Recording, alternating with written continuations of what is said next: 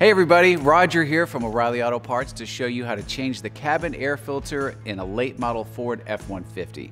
Before I get into that, take a second to subscribe to our channel if you haven't already so you don't miss out on any of our new content. Today I'll be changing the cabin air filter on this 2015 Ford F-150, and the procedure will be similar for most late model F-150s. But be sure to know the specifics for your truck before getting started. If you're not completely comfortable doing this yourself, we'd be happy to recommend a professional technician in your area. Once you've got your supplies together, here's what you'll do.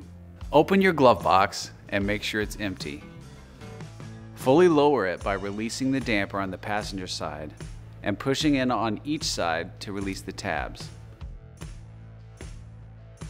Use your trim remover to release the clips and remove the front panel.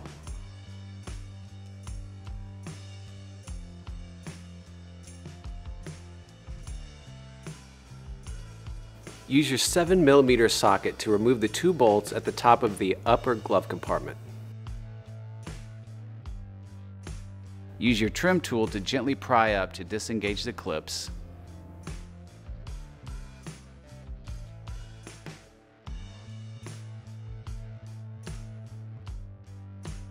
Disconnect the electrical connector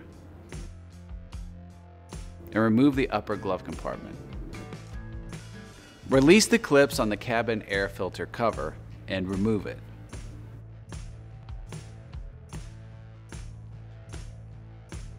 Remove the old cabin air filter and take note of the airflow direction.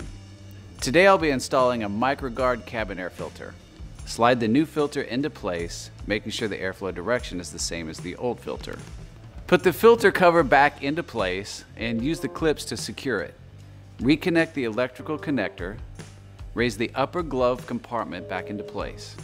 Press the clips back into place and replace the two bolts at the top.